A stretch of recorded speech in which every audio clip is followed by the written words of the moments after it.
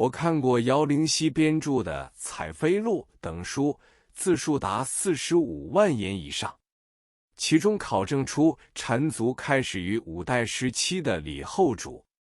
六朝时代，乐府双行禅有云：新罗绣行禅，足跌如春颜，他人不言好，独我之可怜。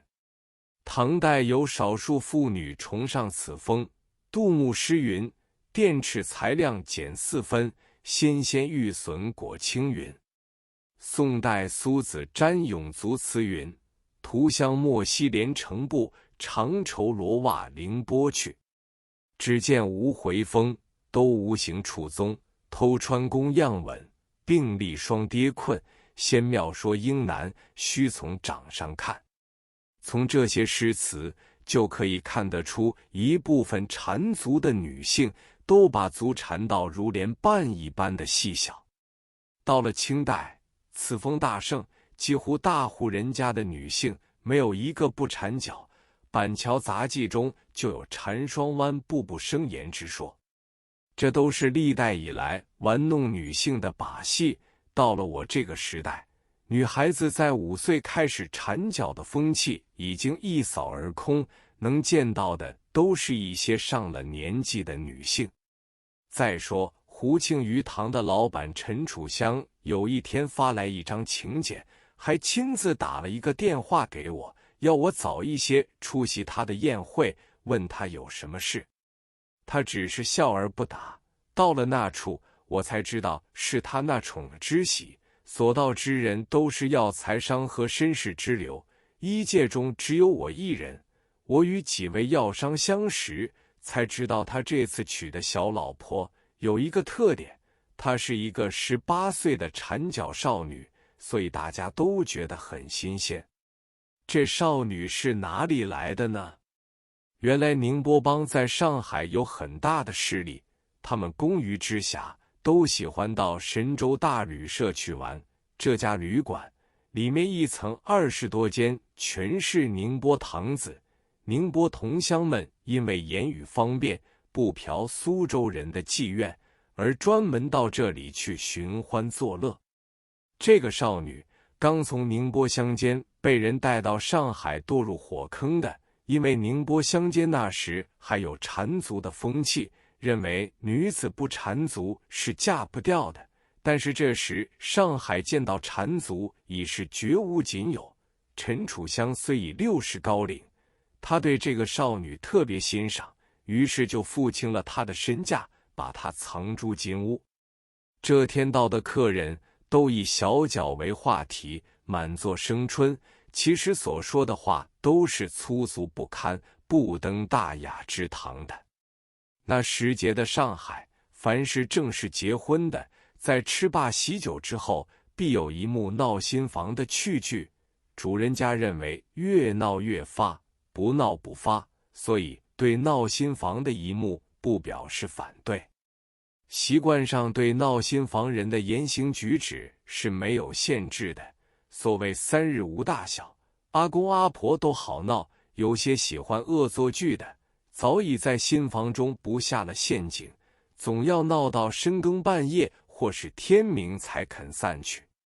这个情形我见得多了，要写起来也写不尽。不过最近20年来，闹新房的习俗已经成为一种点缀，大家都适可而止。这一晚，主人娶的是雏妓，而且又是缠脚的，因此闹新房的资料就特别多。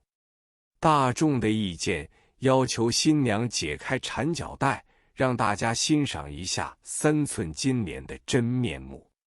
从前新娘旁边必有2个伴娘，又称喜娘。这晚伴娘就用婉转的话来排难解纷，说是穿了鞋的3寸金莲是可以给大家看的，要她赤了脚给大家看，那就太不好意思了。闹的人哪里肯罢休，说我们不看不散。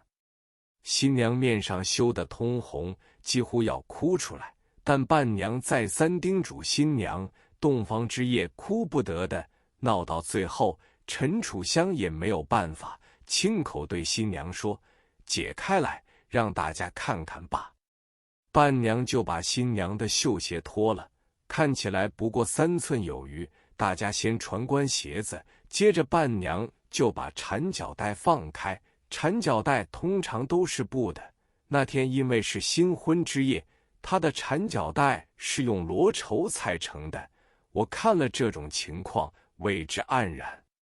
等全部缠脚带放开了，就露出了真相含苞的莲瓣一般。一般闹新房的人为之轰然，我也见到了一对小脚的真相，深深地印在脑海中，常常想到这般玩弄女性，弄到女性的足趾，除了一个大拇指之外，其余4个足趾都屈翼在脚底下，走路全靠一个大脚趾用力，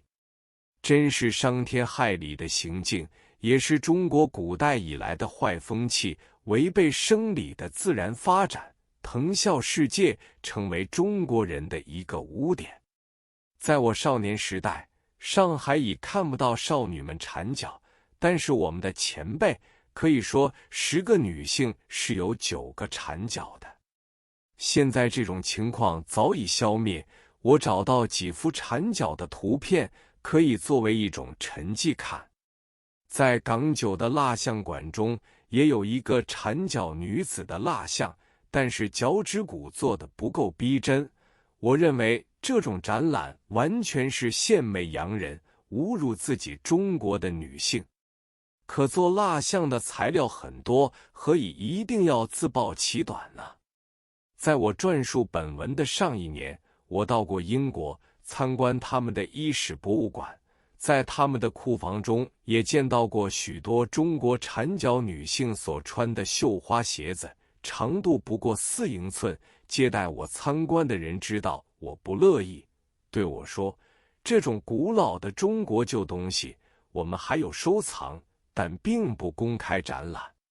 接着他还介绍我说，这种恶习惯和英国16、17世纪女子缠腰的恶习相仿。当时女性缠腰的精致绑带，我们也保存着。好多高贵家庭的女性为了缠腰，使腰部的生理发展都受到障碍，甚至发生许多腰病，影响到肾部，引起肾脏炎以及肾萎缩等肾病。后来引起医学界大声疾呼的反对，才把这个恶习惯废除了。